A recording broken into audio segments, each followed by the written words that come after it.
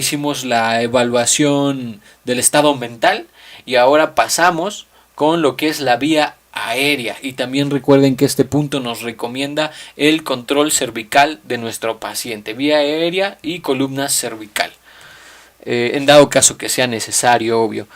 Evaluación inicial. Pues la evaluación inicial nosotros debemos de ver principalmente si está bloqueada, cerrada, puesto que pone en peligro la vida. La ventilación no va a ser posible si nuestra vía aérea va a ser bloqueada. Por eso no podemos pasar de un paso a otro sin antes no haber corregido. Era lo que decía yo hace rato. Pues bueno, a veces tenemos pacientes conscientes que hablan de una manera normal, pues nosotros ya damos como hecho de que estas personas están hablando y por lo tanto tienen una vía aérea totalmente abierta. Ok, la evaluación inicial en cuanto a vía aérea, tenemos lo que es, por ejemplo, pacientes conscientes, hablábamos hace rato que están hablando, pero pues no es lo mismo que estén hablando normal a que estén hablando con alguna dificultad respiratoria para hablar, puede haber inclusive jadeo entre palabras, pues nosotros vamos a determinar que hay una obstrucción parcial o una obstrucción leve en la vía aérea de nuestro paciente y que a veces muy probablemente no es por algún objeto, sino ya es una condición fisiológica, fisiopatológica como respuesta del paciente en diferentes enfermedades. Pero por lo menos nosotros ya sabemos que probablemente vamos a tener una ventilación baja, una respuesta baja de oxigenación, porque ya de antemano nos está dando datos y posteriormente vamos a ver cómo podemos corregir, pero ahorita es apertura de vía aérea, ¿ok? Paciente inconsciente, pues ya sabemos, o si no, pues ya lo saben, el paciente inconsciente tiene una relajación de los músculos de la lengua, por lo tanto hay una presión por efecto de gravedad y la relajación de los músculos en la posición del paciente cuando está supina, donde comprime la epiglotis y por lo tanto hay una leve obstrucción de la vía aérea. Inclusive muchas veces se da en los pacientes que roncan también, ¿no? Es por eso muchas de las explicaciones por las cuales ellos roncan. Ahora, signo de una vía aérea obstruida, inestabilidad fisiológica. ¿Cómo podemos nosotros saber que nuestro paciente probablemente tenga una vía aérea obstruida? Pues tenemos un traumatismo obvio, bien puede ser cráneo-facial o únicamente facial. Tenemos los LEFOR 1, LEFOR 2, LEFOR 3 principalmente es el que nos podría afectar más. Pero tenemos también lo que es una respiración ruidosa. Desde lejos inclusive se puede escuchar una respiración en gorgoteo, en tipo de ronquido, en estertor o en estridor, a distancia. No es muy común, pero se llega a ver pacientes que nosotros sí tenemos cuando de plano la vía aérea está totalmente obstruida, como en un caso de crisis asmática, por ejemplo, o en una reacción anafiláptica. Respiraciones superficiales, nosotros vamos a ver simplemente con la vista si hay una respiración superficial o si está ausente, podemos intuir que probablemente hay una obstrucción de la vía aérea. Si hay vómitos, si hay secreciones, si hay sangre, si hay cuerpos extraños o como decíamos la misma lengua, son lo que nos puede estar obstruyendo en este momento. Entonces recuerden, este punto es para la apertura de la vía aérea, parte de nuestro control cervical. ¿Cómo vamos a mantener nuestra vía aérea permeable? Ok, tenemos varias formas.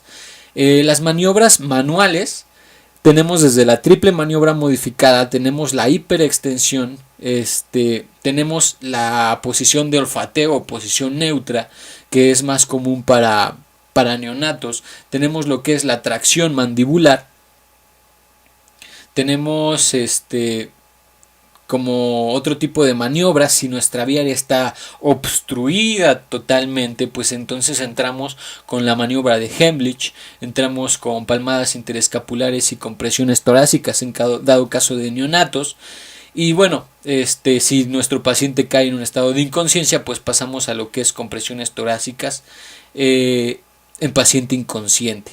Me estoy enfocando, tal vez estoy abarcando demasiado. Comúnmente estos temas, principalmente lo que es la obstrucción completa de la vía aérea por objeto extraño, se maneja este tema en soporte vital básico.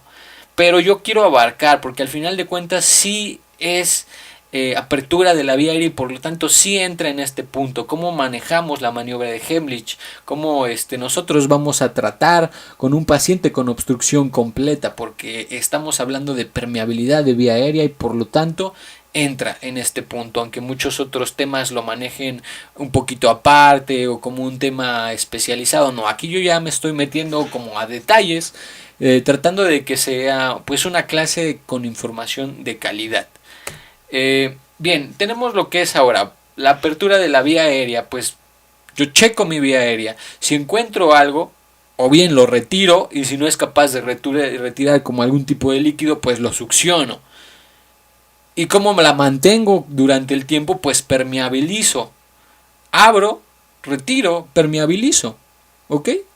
Abro, retiro, permeabilizo. Observo si hay algo, si hay, lo retiro. Y una vez cumplido ese objetivo, voy a permeabilizar la vía aérea de mi paciente. ¿Cómo? Pues con los pasos que ya habíamos visto en la tabla anterior. Bien, tenemos que principalmente en el adulto se va a utilizar la inclinación de cabeza y elevación del mentón, principalmente si no hay ningún trauma cervical relacionado. Tenemos la posición neutra o de olfateo, que principalmente se utiliza en infantes y niños, que es donde nosotros ponemos una pequeña toalla en los hombros de nuestro paciente, de un extremo al otro, para levantar un poquito el tórax. El occipucio de los neonatos es mucho más grande, entonces no basta con tenerlos acostados sobre una superficie firme y plana, porque el occipucio aún así estaría empujando un poquito la cabeza hacia adelante y por lo tanto estaría cerrando el ángulo que nosotros necesitamos para abrir la vía aérea. Por eso es que nosotros debemos hacer un pequeño levantamiento para compensar el tamaño del occipucio de los neonatos. Tenemos el levantamiento mandibular modificado, o como lo podemos ver ahí, que principalmente es para pacientes con trauma cervical, que no podemos hacer una hiperextensión. Entonces estamos controlando cervicales. Recuerden que es vía aérea y control cervical. Aquí es donde se cumple este punto.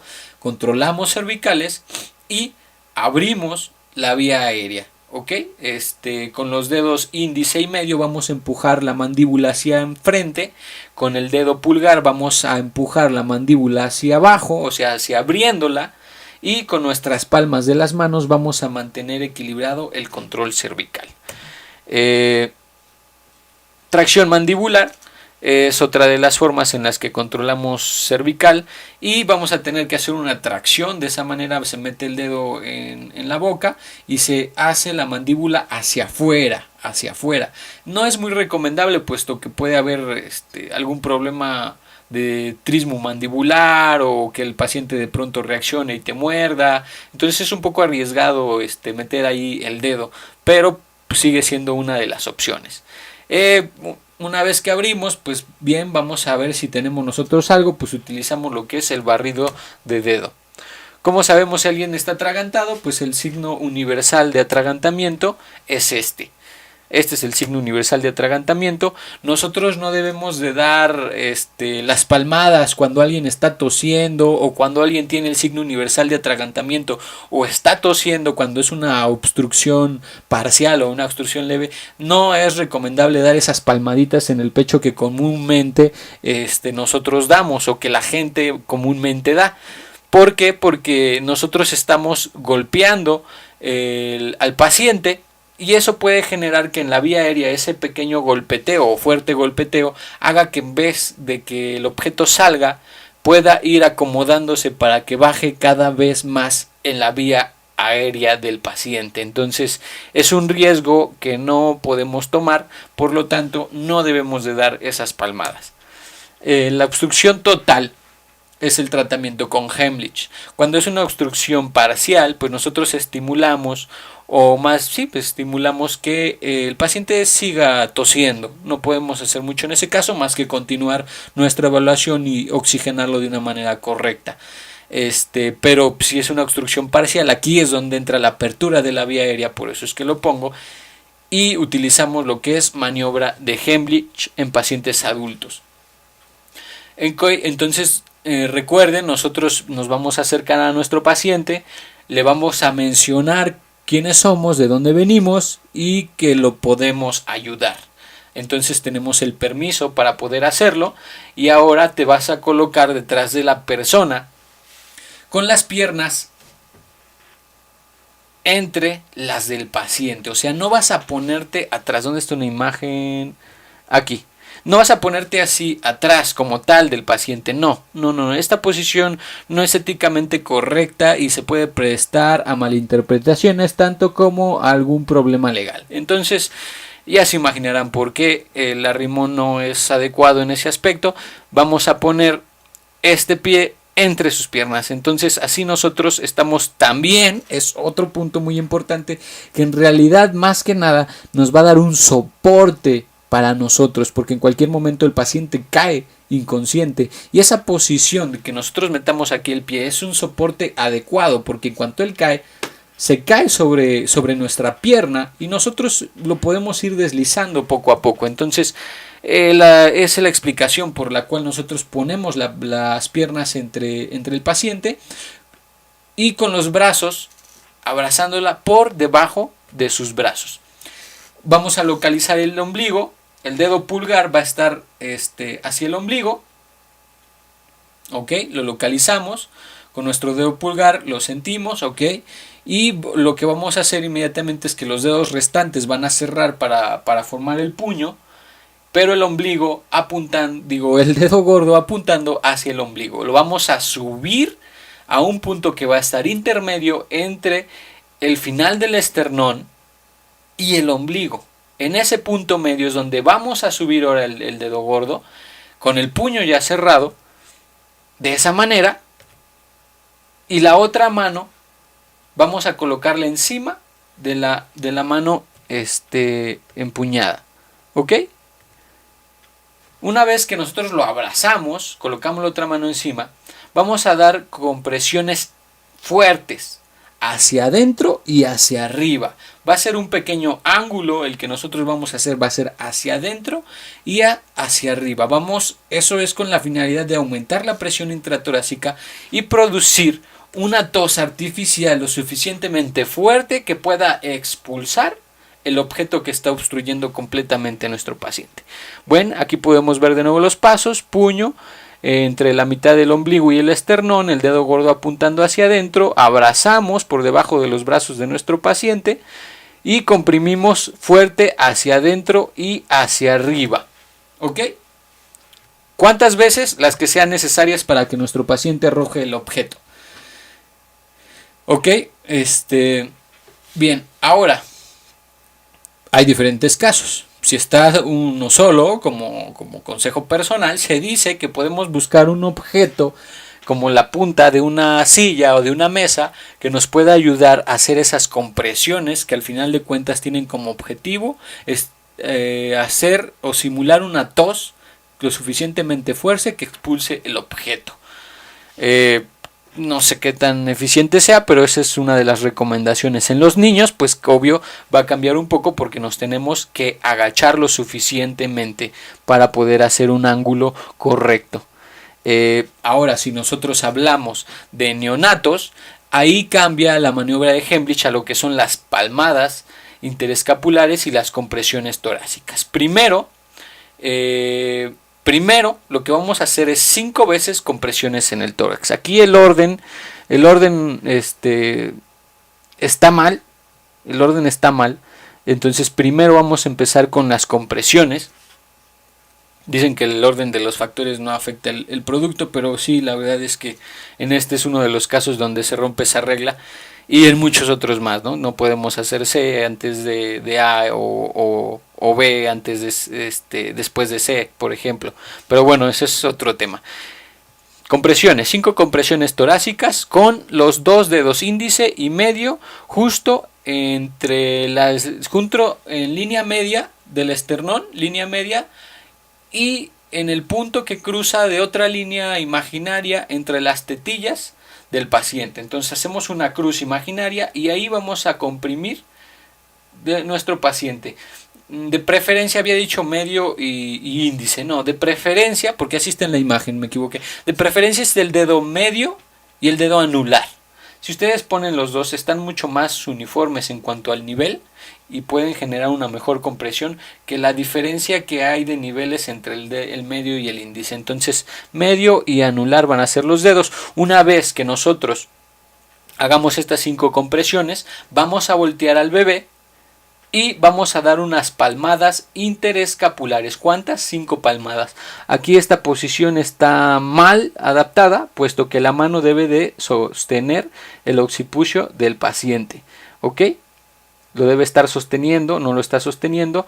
Y aquí también debemos sostener su cuello. Entonces, 5 compresiones, 5 palmadas y volteamos para revisar a nuestro paciente si ya se asoma el objeto y podemos retirarlo. Si no se asoma nada, entonces nosotros seguimos comprimiendo, ¿ok?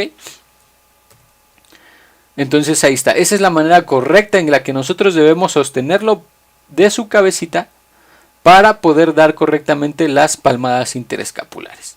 Y de la misma forma, al voltearlo debemos sostener su cabeza también, ¿ok?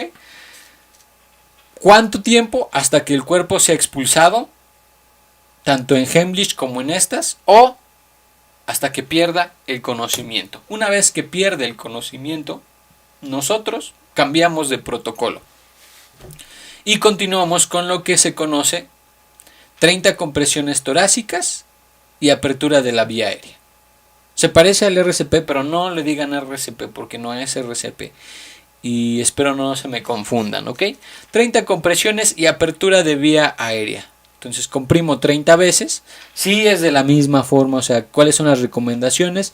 Que sea por lo menos 1/3 del diámetro entre la espalda y entre el dorso y el pecho. 4 a 5 centímetros en adulto. Que sea rápida a más de 100 por minuto. Que dejes expandir el tórax lo suficiente. Y después de esas 30, solamente vas, abres tu vía aérea, observas si ya se ve el objeto. Si no hay nada que retirar, pues entonces tú continúas con este procedimiento. ¿Ok? Bueno, pues tenemos que asumir lo peor en estos casos y haber estabilizado el control cervical en dado caso que no se haya